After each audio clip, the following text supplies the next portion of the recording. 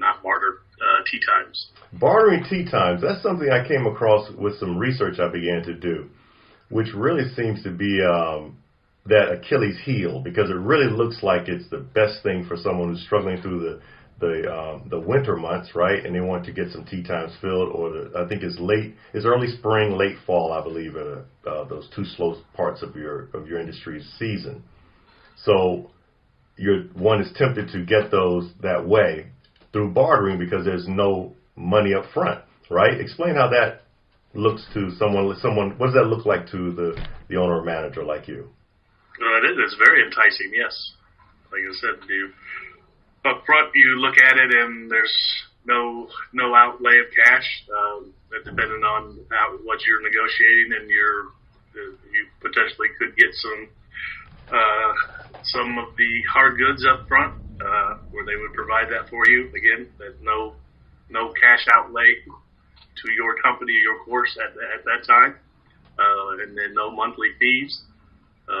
Simply allow them to sell some of your tee times. It sounds like a pretty, not just enticing, but it looks like it would work out for you. So why would you not do it? Why did you stop doing it? Why would you not do it or recommend it? There were a number of various reasons, but for the most part, it was actually taking away customers that were currently our customers. So we had semi-locals that were taking advantage of, say, they would normally want to come and play us at 11 o'clock and say they would normally pay us $40. Right. So they were then being trained that, hey, if we are patient and we look for the barter times, maybe we buy the 11 o'clock time from Golf Now at that time, and we can get it at their discounted rate. And so what? We don't get to play at 9 o'clock. We pay for it, and maybe have to play at 11 o'clock. But what they were actually doing then was buying at 11 o'clock and then showing up at 9 o'clock and saying, hey, just go ahead and why can't you just let us out now? Oh, wow. I did not see that coming. I did not see that coming. I thought they were going to show up. Would we be the bad guy and say, no, you've actually paid for 11 o'clock? Yes. Hopefully we would be busy and they would have to wait till they're 11 o'clock. But most of the time, there would be a gap so you could work them in so they would be able to beat the system multiple ways. Wow. So they're playing on your good. To go by the books, then we would have to look like the bad guy. And then, of course, they would usually then maybe by the time they bought their tee times, they had brought 2 more friends with them.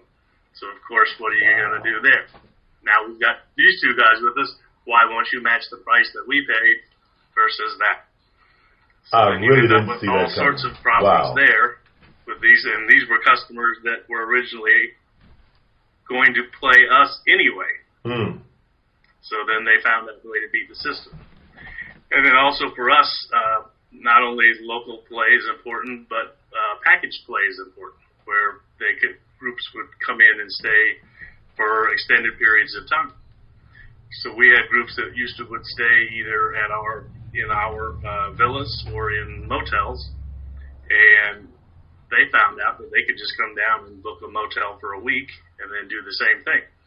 If they, instead of booking their play through us and at the regular rate, they would come down, and if they, again, were flexible on their time, and of course if they wanted to play, they figured that they could come down and play us for cheaper.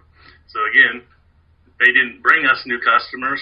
They taught our current customers how a better way to pay us less and actually pay them, and created more problems for us to deal with.